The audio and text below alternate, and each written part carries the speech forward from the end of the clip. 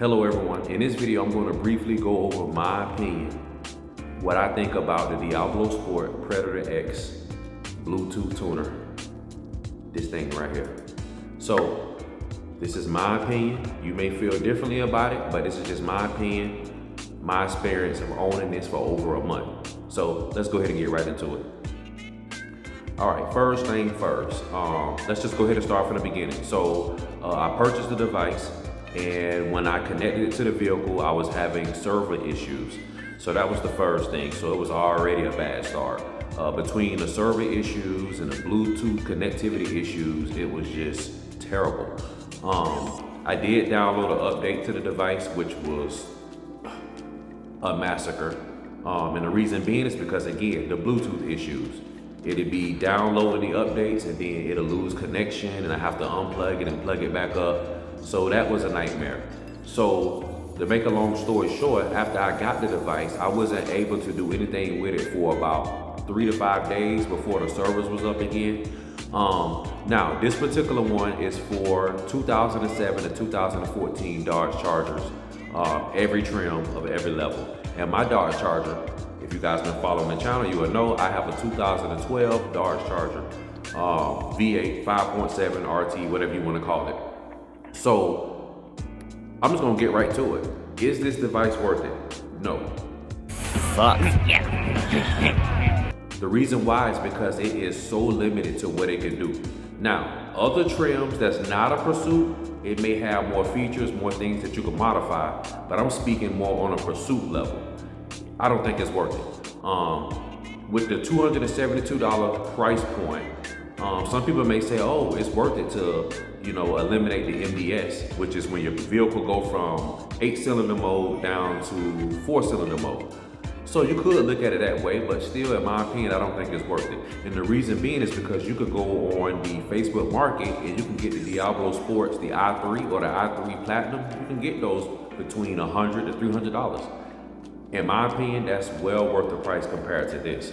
Now, with those particular tuners, I'm not sure if you could modify more things, but on this particular tuner, it is very limited. So I don't think it's worth it in my opinion. Again, so between the server issues and the Bluetooth connectivity issues, I don't think it's worth it. Now, once the server was back up, I didn't really have the server issues anymore. But when it come up to downloading updates, losing connection and stuff is definitely not fun. And then sometimes in the middle of installing the tune to your vehicle, it will lose connection and you will have to hurry up and unplug it and plug it back up so it can continue working the way it should. So that's not fun at all. So in my opinion, I think it's better to just get the i3 or any of the other Diablo tuners out there compared to this Bluetooth one right here. I understand that they was trying to cut costs with this one, allowing you to use the app on your phone and then use this in your OBD port, but I just don't think it's worth it at the end of the day. Now, as far as when the tunes go, they are very limited as well. On my particular vehicle, you have a 91 tune, even though I'm using 93 gas. Here in Florida, in my location, we don't have 91, we have 93.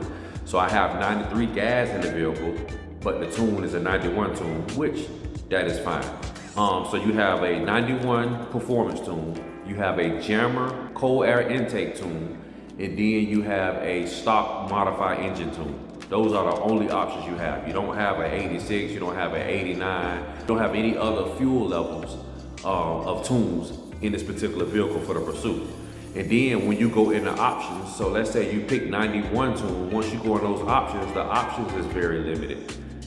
Gear ratio, tire size, idle, speed limiter, rev limiter, things like that is all you can modify really. You can't do anything with the spark or the air or the fuel, anything like that.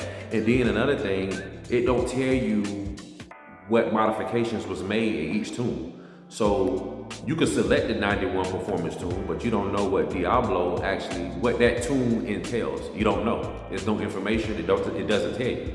But one thing I can say that it did give the car a pretty significant boost.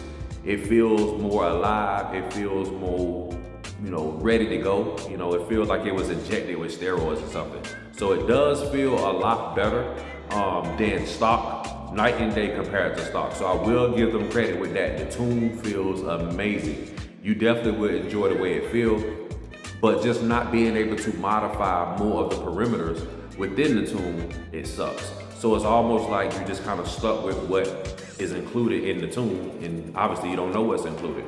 So that's a bummer by itself. So the reason why I went with this particular tuner, because I had a $500 budget and I wanted to get a tuner, but I also needed to get lowering springs as well. So I was able to get this for $272 and get the SR Performance lowering springs both for under $500, and that was my goal. If I didn't need the lowering springs or whatever, I could have went with maybe the i3 or the Platinum or whatever the case may be, but I needed both, so I decided to go with this one. So all in all, guys, it is gonna make your vehicle perform better. It's night and day compared to stock, and then you are able to disable that MDS feature.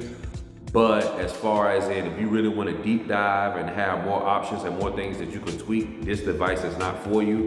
On top of that, having the Bluetooth connectivity issues and the server issues at times, it is just not worth it at the end of the day. So am I happy with this device? No, I'm not. I'm actually gonna sell it soon and just get my mobile tuner to come. Obviously, if you take your vehicle onto a dyno or have a mobile tuner who's using most of the time they use HP tuner software, that's gonna be way better than any of these tuners, you know. So that's just my opinion on it. You know, you may feel a little different about it, but I just wanted to share this with you guys. I couldn't find any videos, many of them, I should say anyways, with the actual pursuit of the charger.